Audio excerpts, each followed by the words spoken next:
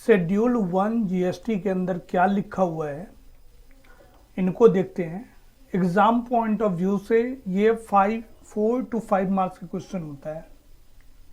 4 to 5 marks का question होता है और आपके केवल 4 पॉइंट दिए हुए हैं शेड्यूल 1 में।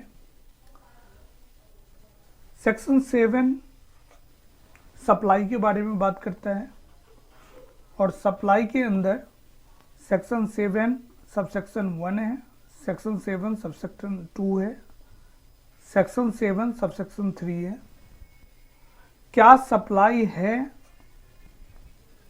यहाँ लिखा हुआ है, क्या सप्लाई नहीं है यहाँ लिखा हुआ है, और गवर्नमेंट के पास पावर क्या है वो यहाँ लिखा हुआ है। तो क्या सप्लाई है उसमें 4 क्लॉज हैं, clause A, clause B, clause C, clause D. Clause C कहता है कि जो शेड्यूल 1 में है वो सप्लाई है, और शेड्यूल 1 में क्या है, विदाउट कंसिडरेशन। शेड्यूल 1 में क्या है, मेड विदाउट कंसिडरेशन। यदि बिना कंसिडरेशन के भी ट्रांजैक्शन किए जाए तो उसको सप्लाई मान लिया जाएगा। तो इसमें पॉइंट कम ही है, 4 पॉइंट है। Point number 1, point number 2, point number 3, point number 4।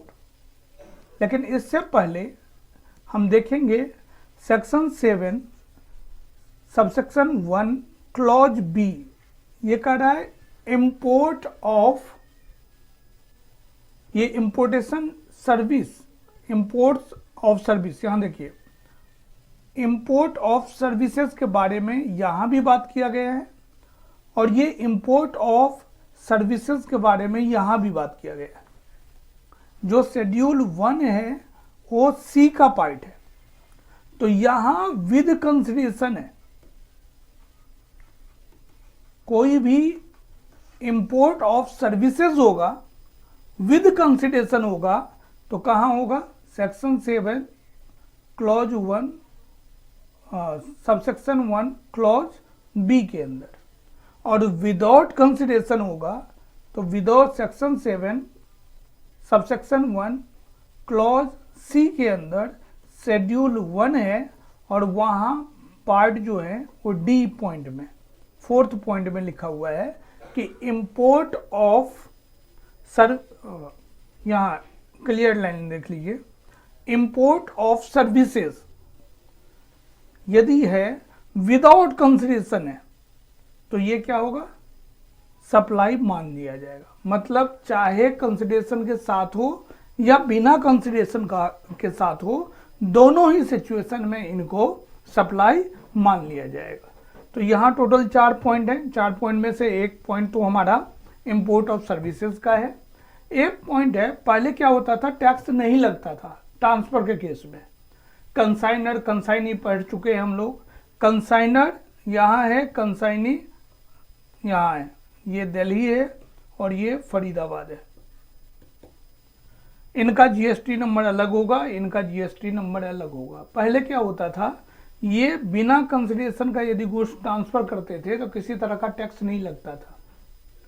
लेकिन अब क्या है, जीएसटी नंबर दिल्ली का अलग है, जीएसटी नंबर फरीदाबाद का अलग है। चाहे कंसाइनर कंसाइनी को ट्रांसफर करे, यहां से यहां जाए, चाहे यहां से यहां जाए, दोनों तरफ से यदि ट्रांजैक्शन होते हैं और बिना कंसिडरेशन का होते हैं, हम पैसा नहीं ले, सामान घट गया भेज दिए यहाँ एक ब्रांच से दूसरे ब्रांच में, तो इस कंडीशन में भी दोनों तरफ से, चाहे सप्लाई ऑफ गुड्स, चाहे by principal to his agent हो या by agent to his principal हो, दोनों ही चीज यदि बिना कंसिडरेशन का भी होगा तो सप्लाई होगा।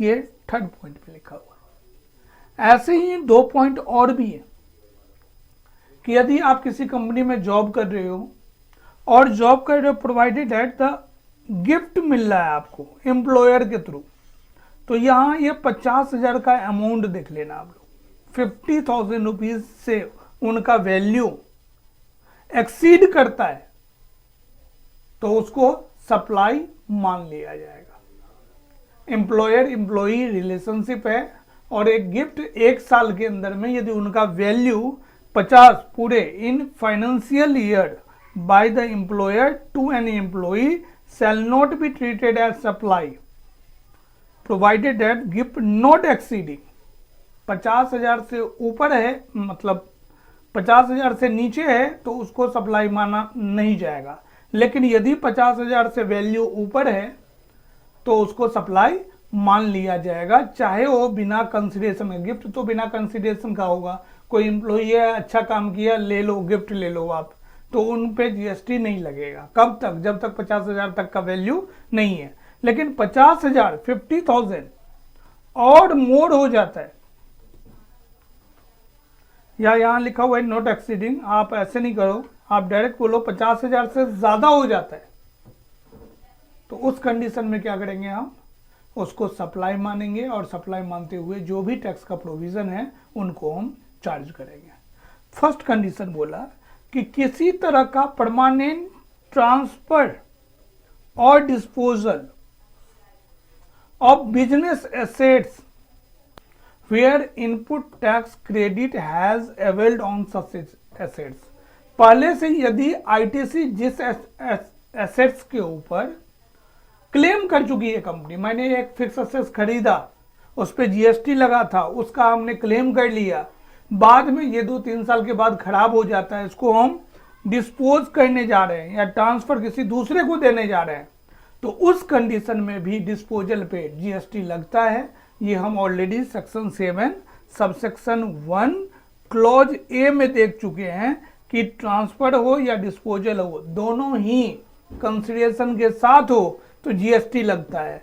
लेकिन जहां हम क्लॉज सी की बात करेंगे वहां शेड्यूल 1 होता है, और फर्स्ट पॉइंट है यदि विदाउट कंसिडरेशन भी हो कि ट्रांसफर या डिस्पोजल हो तो उनका वैल्यू निकाला जाएगा और उसके ऊपर सप्लाई मान लिया जाएगा और जीएसटी लगाया जाएगा। तो हमारे पास 4 पॉइंट हैं। क्या क्या 4 पॉइंट है शेड्यूल 1 में? वही लिखेंगे जो एक्ट का लैंग्वेज है, तो मैक्सिमम मार्क्स मिलेगा। पॉइंट 1, 2, 3 एंड 4 यही हमारा शेड्यूल 1 है और केवल एक पेज का है।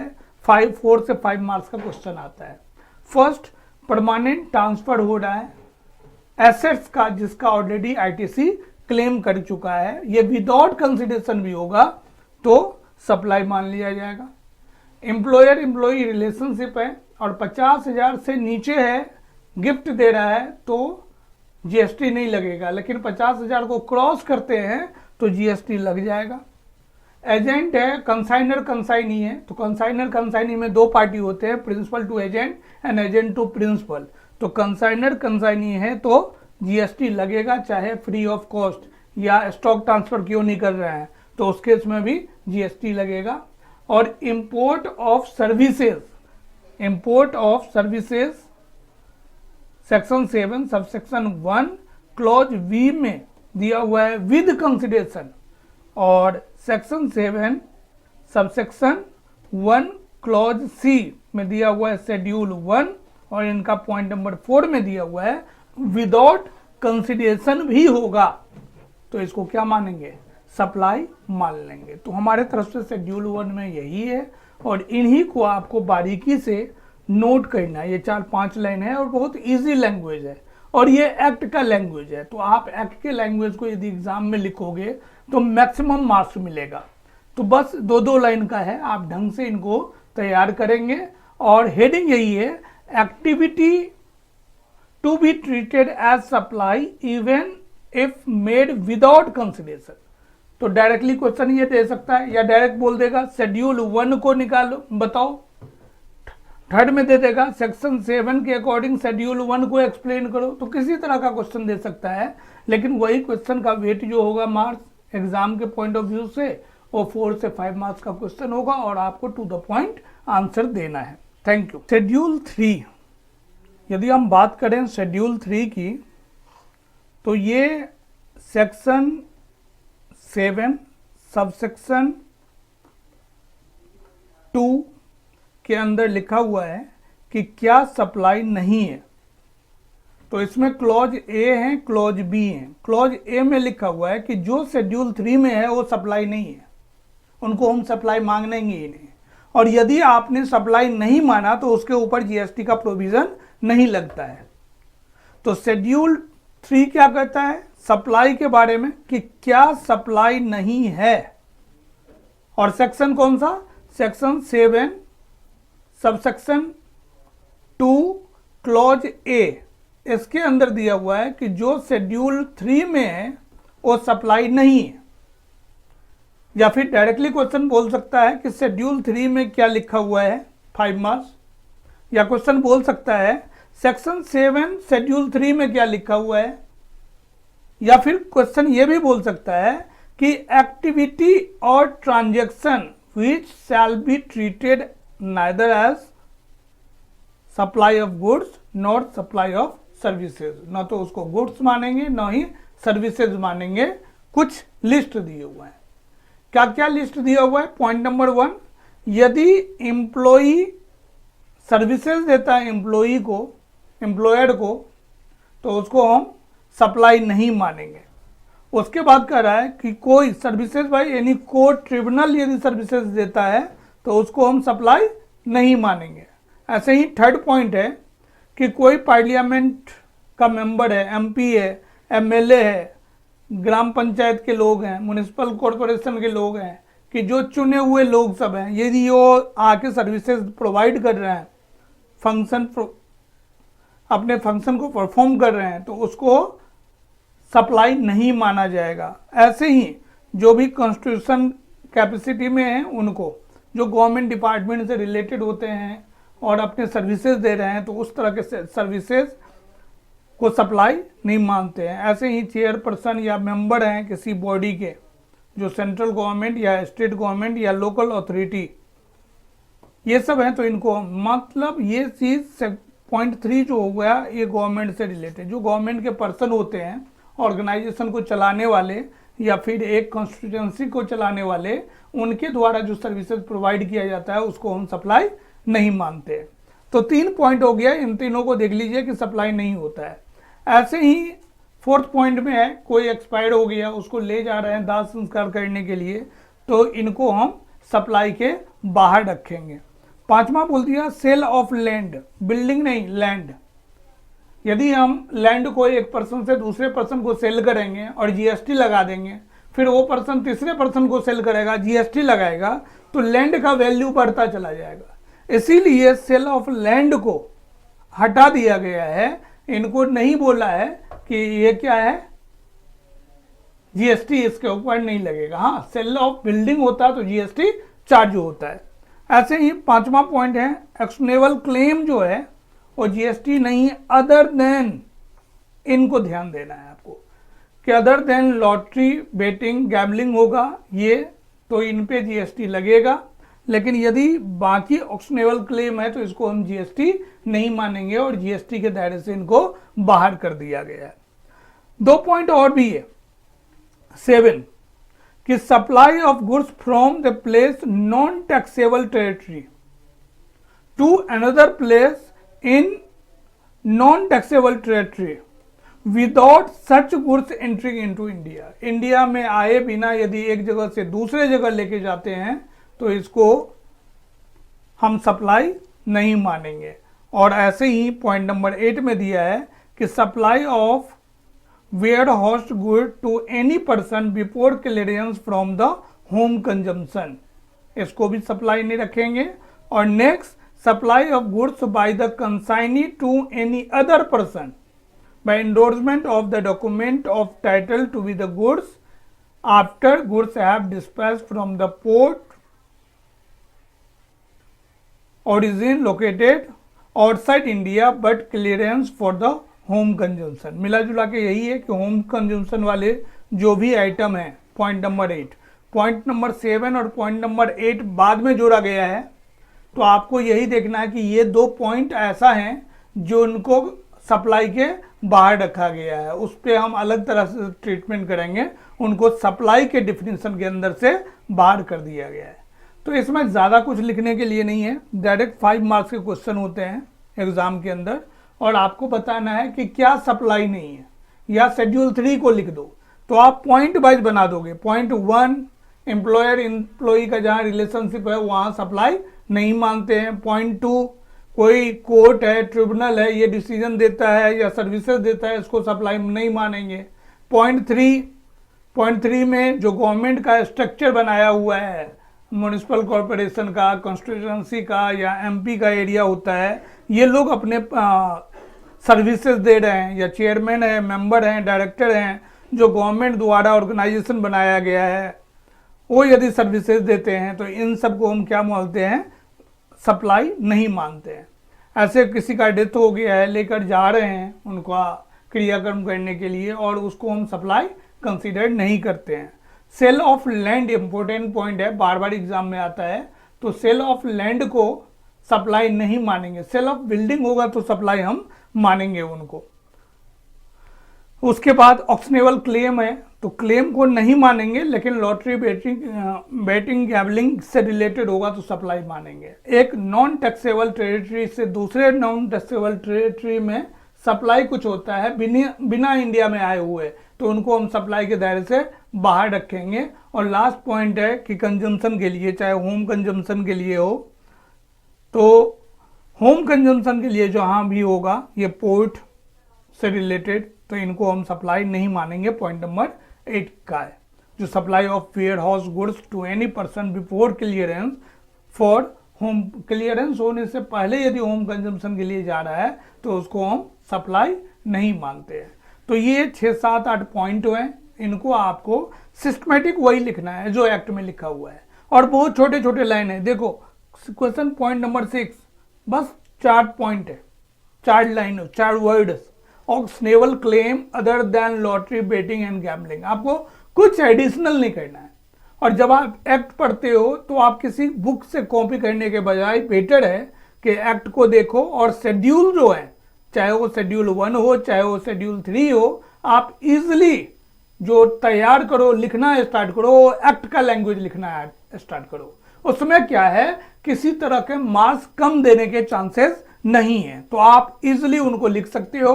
और 2 बार प्रैक्टिस कर लेंगे कि शेड्यूल 2 से हमेशा क्वेश्चन जो है ऑब्जेक्टिव आएगा।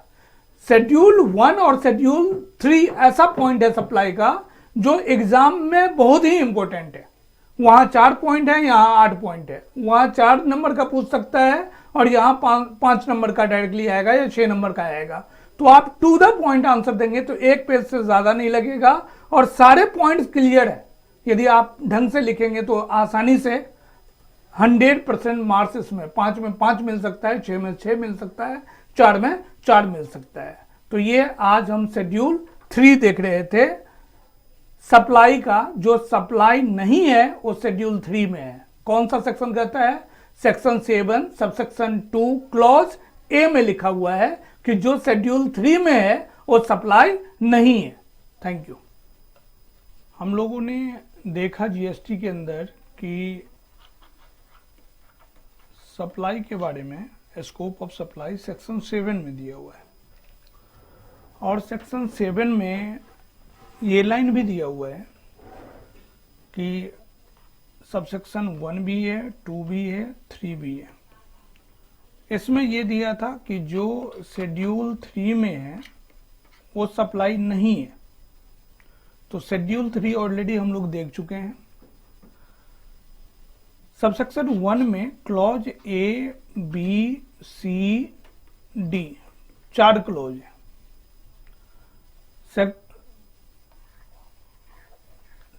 सेक्शन 7 सबसेक्शन 1 क्लॉज सी में लिखा हुआ है कि जो शेड्यूल 1 में है वो सप्लाई है, और सेक्शन 7 सबसेक्शन 1 क्लॉज डी में लिखा हुआ है कि जो शेड्यूल 2 में है वो भी सप्लाई है।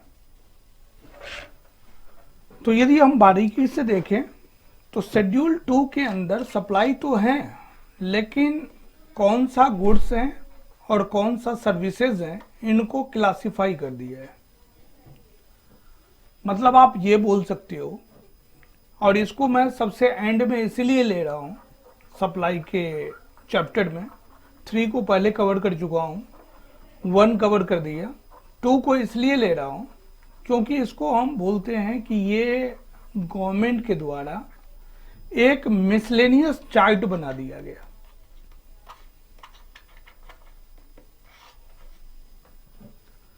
इसका मतलब यह हुआ कि पहले वाले एक्ट में क्या था कि यदि वर्क कॉन्ट्रैक्ट था, कंस्ट्रक्शन का काम हो रहा है, तो वहां कुछ परसेंटेज गुड्स माने जाते थे और कुछ परसेंटेज सर्विसेज माने जाते थे। मान लो 60-40, मतलब एक कंस्ट्रक्शन करने में कुछ पार्ट को गुड्स मान लिया जाता था और कुछ पार्ट को सर्विसेज मांगते थे, और सर्विस टैक्स में सर्विसेज के ऊपर चार्ज लगाया जाता था। तो इस तरह का कॉन्सेप्ट यहां पे देखने को नहीं मिल रहा है, नहीं है जीएसटी में, तो इनके बारे में नहीं सोचेंगे। गवर्नमेंट ने क्या किया, एकदम बिल्कुल क्लियर कट बता दिया कि ये केसेस हैं तो या तो वो गुड्स होगा या फिर वो सर्विसेज होगा, वो डिपेंड करता है कि दोनों में क्या है। एक एक्टिविटी दोनों नहीं हो सकती, या तो गुड्स होगी या तो सर्विसेज होगी। एक टेबल बना दिया कि कंटेंट क्या है, और या तो गुड्स हैं या तो सर्विसेज है, कोई गुड्स होगा और कोई सर्विसेज होगा। तो इसमें आपको एक तैयार करना है कि सेक्शन 7 शेड्यूल 2 में क्या क्या दिया हुआ है, कौन सा चार्ट है, क्या गुड्स है और क्या सर्विसेज है, इनके लिए बनाया गया। आप हेडिंग देखेंगे एक्टिविटीज या ट्रांजैक्शन बोल लो, to be treated as supply of goods और सप्लाई ऑफ सर्विसेज। मतलब सिंपल कि या तो गुड्स होगा या सर्विसेज होगा। तो जहां जहां लगा गवर्नमेंट को कि लोग कंफ्यूज हो जाएंगे, उनको मैं क्लियरिटी के साथ लिख देता हूं एक्ट में, और उसी पॉइंट को शेड्यूल 2 में लाके दे दिया। कल के डेट में गवर्नमेंट को और भी लगता है कुछ क्लियरिफिकेशन देना है कि ये जो आइटम है या ये जो एक्टिविटी है, ये जो ट्रांजैक्शन है, वो सप्लाई ऑफ गुड्स है या सप्लाई ऑफ सर्विसेज है, उनका यहां वो क्लियर कर देंगे कि ये सप्लाई ऑफ गुड्स है और ये सप्लाई ऑफ सर्विसेज है। तो इस तरह के प्रोविजन को रखा गया और डायरेक्टली सेक्शन 7 सबसेक्शन 3 में बोल दिया गया कि कौन सा सप्लाई ऑफ गुड्स है और कौन सा सप्लाई ऑफ सर्विस नहीं है, कौन सा सप्लाई ऑफ सर्विस है और कौन सा सप्लाई ऑफ गुड्स नहीं है। इनके बारे में सबसेक्शन 3 में लिखा गया है। तो हम इनको देख रहे हैं, कौन सा सेक्शन देख रहे हैं, सेक्शन 7 सबसेक्शन 1 और क्लॉज डी। क्लॉज डी में क्या है, शेड्यूल 2। तो शेड्यूल 2 के ऊपर में हम एक एक एक्टिविटी को देखेंगे कि कौन कौन सा पार्ट कहां कहां कवर्ड है और उसको इन्होंने किस कैटेगरीज में कैसे क्लासिफाई किया है। और इन्होंने अच्छा सा पॉइंट बना दिया। सबसे पहले क्या बोला कि पॉइंट में चलो आओ, और पॉइंट में आकर पॉइंट्स में आकर आप ये देखो, सबसे पहला पॉइंट इनका बात करेगा ट्रांसफर के ऊपर, और सेकेंड बात करेगा लैंड एंड बिल्डिंग के ऊपर। आगे और भी चलेंगे। तो सबसे पहले हम फर्स्ट पार्ट को देखते हैं कि ट्रांसफर के ऊपर ये क्या कर रहे हैं। तो ट्रांसफर में 3 केस है, ए, बी और C. Any transfer of title in goods is a supply of goods. यदि टाइटल का सप्लाई होता है तो उनको हम सप्लाई ऑफ गुड्स बोलेंगे। लेकिन बी में कह रहा है कि हम राइट दे रहे हैं, ट्रांसफर जो है राइट हो रहा है, तुम ये सामान यूज कर लो, तो उस कंडीशन में इनको हम सप्लाई ऑफ सर्विसेज बोलेंगे। और लास्ट में कह रहा है कि any transfer of title and goods under an agreement which stipulated that property is in goods shall pass at a future date upon payment of full consideration as agreed, it is supply of goods। कह रहा कि एक agreement में आ गए कि हम आने वाले टाइम में ये आपका ट्रांसफर हो जाएगा, तो ऐसे कंडीशन में उसको आप क्या बोलोगे, सप्लाई ऑफ गुड्स बोलोगे। आपका एडवांस में दे दिया, यूज भी करने लगे तो उनको आप राइट टू यूज बोलोगे। लेकिन मेरा एग्रीमेंट बन चुका है कि हम 3 महीने के बाद इसको खरीदने जा रहे हैं, फ्यूचर डेट के लिए एग्रीमेंट है कि इतने दिन में पेमेंट कर दोगे, तो ऐसे लाइन को सी पॉइंट के कारण हम क्या बोल देंगे, सप्लाई ऑफ गुड्स।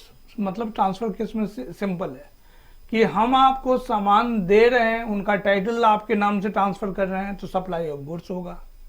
यदि हम राइट दे रहे हैं कि इसे यूज कर लो, तो सप्लाई ऑफ सर्विसेज होगा। लेकिन हम बोल रहे हैं इसमें रह लो, यूज भी कर लो, लेकिन हम एग्रीमेंट में आ गए हैं कि 4 महीने बाद हम पेमेंट पूरा कर देंगे आपको, तो इसको क्या बोलोगे आप। स्टार्टिंग में लगेगा आपको कि हमें सप्लाई ऑफ सर्विस है, बाद में ये सप्लाई ऑफ गुड्स हो जाएगा, लेकिन गवर्नमेंट ने या सी पॉइंट में बिल्कुल क्लियर कर दिया कि ये जो है आपके लिए सप्लाई ऑफ क्या होगा, गुड्स होगा। ये थर्ड पॉइंट में। अब हम बात करते हैं लैंड एंड बिल्डिंग का। फर्स्ट पार्ट क्या था, ट्रांसफर का, और नेक्स्ट पॉइंट क्या है, लैंड एंड बिल्डिंग में हम किस तरह से सोचते हैं। तो किसी तरह का आप लीज पे देते हो, टेनेंसी, जो भी लाइसेंस, ऑक्युपाई, ये क्या होगा, सप्लाई ऑफ सर्विसेज होगा। वैसे भी देखने को मिलता है कि लैंड एंड बिल्डिंग की बात कर रहा है तो वो हम दे रहे हैं, लीज बना दिए, रेंट एग्रीमेंट बना दिए कि ये ले जाओ यूज कर लो, तो जहां यूज करने वाली बात होगी वो हमेशा सप्लाई ऑफ सर्विसेज में आएगा।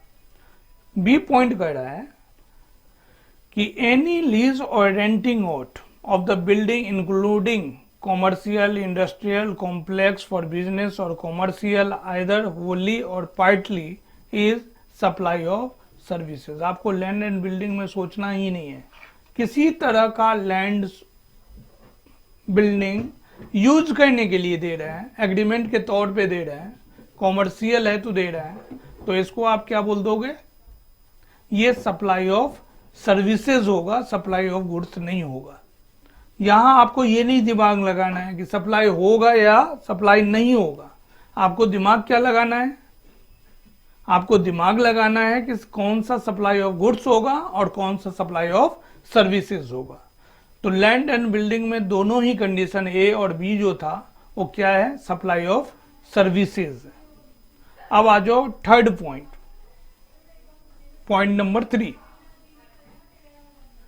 ट्रीटमेंट या प्रोसेस के बारे में बात कर रहा है। तो एनी ट्रीटमेंट और प्रोसेस, किसी तरह का ट्रीटमेंट एंड प्रोसेस होगा, इनको आप सप्लाई ऑफ सर्विसेज के नाम से जानोगे।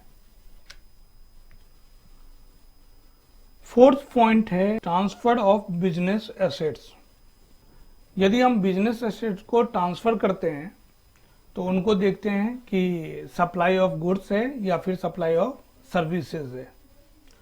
कह where goods forming part of the assets of a business are transferred or disposal by or under the direction of the person carrying on the business, उनके direction में यदि ट्रांसफर किए जाते हैं तो परमानेंटली यदि ट्रांसफर कर देंगे या डिस्पोज ऑफ करेंगे, तो क्या कर रहा है, ट्रांसफर और डिस्पोज ऑफ करेंगे, तो ये सप्लाई ऑफ गुड्स होगा।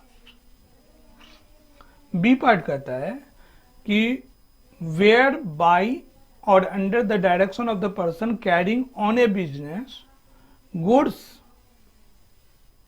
held or used for the purpose of business are put to any private use, put to any private use। जहां use word आ गया, ये हम कोई सामान देते हैं कि परमानेंटली ले लो, तो ये सप्लाई ऑफ गुड्स हो जाएगा।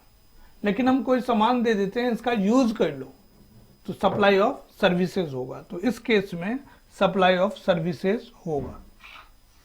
ये 2 पॉइंट है। और तीसरे पॉइंट में इन्होंने क्लियरिटी थोड़ा दिखाया है कि ये क्लियर किया है।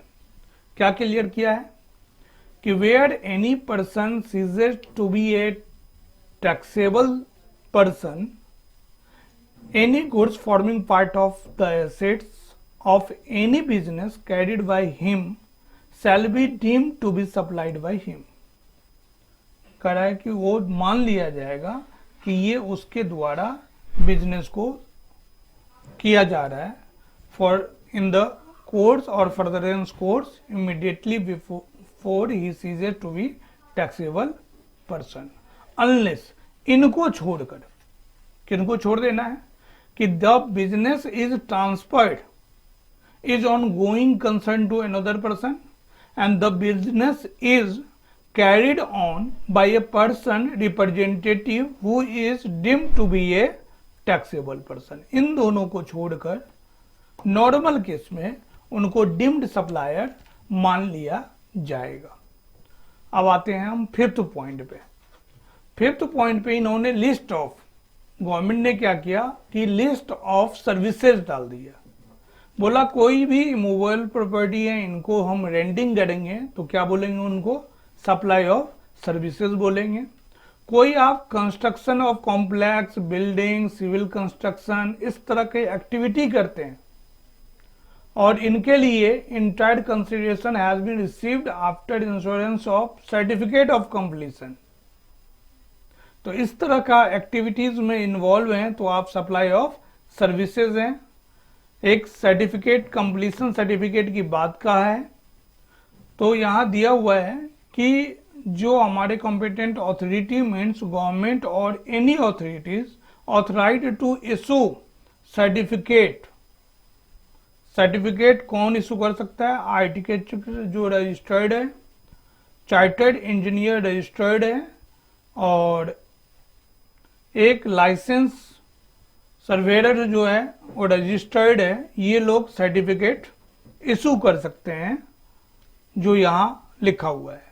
इसी में सेकंड पॉइंट को एक्सप्लेन करना चाह रहे हैं। The expression construction includes additional, Altered कर दो, रिप्लेसमेंट कर दो, रिमॉडलिंग कर दो, ये सारे कंस्ट्रक्शन के अंदर इन्वॉल्व है। आप कुछ ऐड ऑन करो या फिर अल्टर्ड करो, रिप्लेस करो, रिमॉडलिंग करो, ये सारे मीनिंग बता रहे हैं। सी पॉइंट बताता है कि टेम्पररी ट्रांसफर या permitting the use or enjoyment of any intellectual property right, तो ये भी कंडीशन है तो इनको कंसिडर करेंगे। डी पॉइंट कहता है वही एक्सप्लेनेशन का पार्ट है, ये सब ए बी सी डी इनको एक्सप्लेन कर रहे हैं ऊपर वाले क्लॉज को फुलफिल करने के लिए। ऊपर में क्या क्लॉज था कि हम इन दोनों को सप्लाई ऑफ सर्विसेज मान लेंगे और ये जो है आप डायरेक्टली बोल सकते हो कि बेसिकली ये इमूवेबल प्रॉपर्टी के लिए, इमूवेबल प्रॉपर्टी के बारे में इन्होंने लिखा हुआ है और अलग अलग चीज एक्सप्लेन करके दिया हुआ है कि यहां से रजिस्टर्ड होना चाहिए, इसका ये मतलब है। डी पॉइंट में है किसी तरह का डेवलपमेंट हो, डिजाइन हो, प्रोग्रामिंग हो, कस्टमाइजेशन हो, एडेप्टेशन हो, अपग्रेडेशन हो, इनकैशमेंट हो, इम्प्लीमेंटेशन हो, जितने इनको ये चीज यदि सॉफ्टवेयर के अंदर हो रहा है तो इनको हम सप्लाई ऑफ सर्विसेज मान लेंगे और ये इंटेलेक्चुअल प्रॉपर्टी राइट है तो सप्लाई ऑफ सर्विसेज मान लेंगे। ऐसे ही किसी तरह का कंस्ट्रक्शन में एडिशनल वगैरह हो रहा है तो क्या मान लेंगे, ये 2 पॉइंट है, ये देखिए 2 पॉइंट है तो इसको क्या मान लेंगे हम, सप्लाई ऑफ सर्विसेज मान लेंगे। ऐसे ही agreeing to be the obligation to refrain from an act और टॉलरेट एन एक्ट और सिचुएशन और टू डू एन एक्ट, यदि इस तरह का भी एक्टिविटी है तो सप्लाई ऑफ सर्विसेज का पार्ट होगा। Transfer of right to use, ये एंड पॉइंट बहुत अच्छा है जो सबसे एंड में होना चाहिए और आप माइंड सेट कर लेना। कोई सामान कुछ भी आप परमानेंटली शिफ्ट कर रहे हो, अब हमारा कोई मतलब नहीं है तो ये सप्लाई ऑफ गुड्स होगा। लेकिन उसका यूज दे रहे हो, चाहे एग्रीमेंट के थ्रू दे रहे हो, चाहे पावर ऑफ अटॉर्नी के थ्रू दे रहे हो, कोई लीगल तरीके से आप यूज करने के लिए दे रहे हो, ये प्रॉपर्टी आप यूज कर लो अपने मर्जी से। तो जहां यूज वर्ड आ गया वो सप्लाई ऑफ सर्विसेज जाएगा। तो यहां मिला जुला कर वही था। लास्ट में इन्होंने 5 पॉइंट के बाद जो 6 पॉइंट रखा है कंपोजिट सप्लाई के बारे में रखा है। कंपोजिट सप्लाई में देखते हैं क्या लिखा हुआ है, वर्क कॉन्ट्रैक्ट को डिफाइन कर रखा है। पहले वर्क कॉन्ट्रैक्ट जो था सप्लाई ऑफ गुड्स भी था और सप्लाई ऑफ सर्विसेज भी था, लेकिन इन्होंने कहा रहा है कंपोजिट सप्लाई जहां भी होगा उनको आप सप्लाई ऑफ सर्विसेज मानोगे, सप्लाई ऑफ गुड्स नहीं मानोगे। तो वर्क कॉन्ट्रैक्ट जो है वो क्या है, अब सप्लाई ऑफ सर्विसेज है। उसके बाद भी दिया हुआ है कि सप्लाई बाय वे ऑफ और as part of any services और in any other manner whatsoever of goods being food or any other article for human consumption or any drink other than alcoholic liquor for human consumption where such supply or services is for cash deferred payment or other value consideration। यदि इस तरह का भी activity है तो उसको आप क्या मानोगे,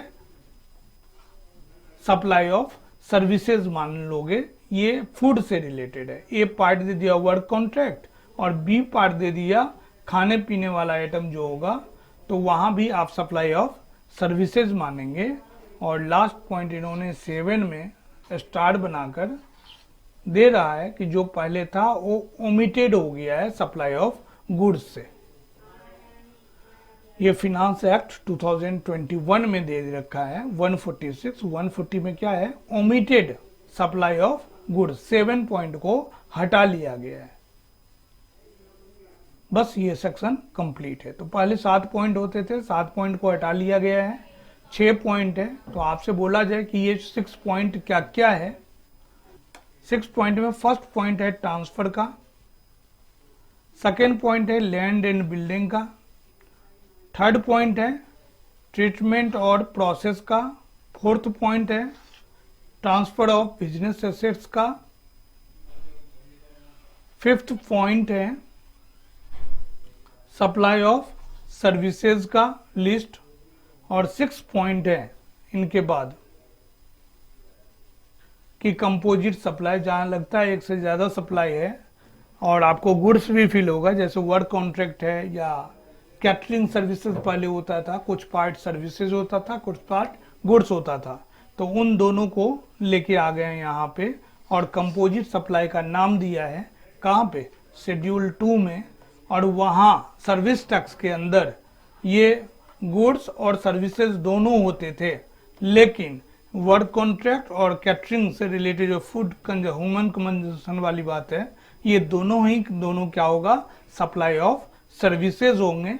और इनको ये शेड्यूल 3 है, ये आपको हटा दिया गया, ओमिटेड है लास्ट पॉइंट, जो पॉइंट नंबर पहले 7 होता था। तो आज हम लोग देख रहे थे शेड्यूल 2 में क्या क्या रखा गया है। तो अब इस तरह से हमारा शेड्यूल 1, शेड्यूल 3, शेड्यूल 2 तीनों कवर हो चुके हैं। तो इन तीनों को एक कंबाइंड वीडियो हम YouTube पे भी डाल देंगे, आप वहां से देख सकते हैं।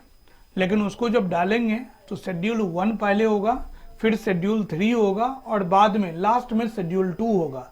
तो शेड्यूल 2 में हम लोगों ने क्या देखने को मिला, हम लोगों को कि समरी है, जहां जहां गवर्नमेंट को कंफ्यूजन था पहले वाले एक्ट में या लोग समझने में दिक्कत करते हैं, उनका एक टेबल फॉर्मेट बना दिया, 6-7 पॉइंट दे दिए और क्लियर कर दिया इनको आप सप्लाई ऑफ गुड्स मानो और इनको आप सप्लाई ऑफ सर्विसेज मानो। तो इस तरह का एक शॉर्ट नोट नहीं यहां से पूछेगा, ऑब्जेक्टिव क्वेश्चन में डाल सकता है कि ये बताओ ये गुड्स है या सर्विसेज है। तो इस तरह का क्वेश्चन आपको डाल सकता है, क्योंकि एक्टिविटी या ट्रांजैक्शन यहाँ यही रिलेटेड है और आपको डिसाइड करना है कौन सा सप्लाई ऑफ गुड्स है और कौन सा सप्लाई ऑफ सर्विसेज है।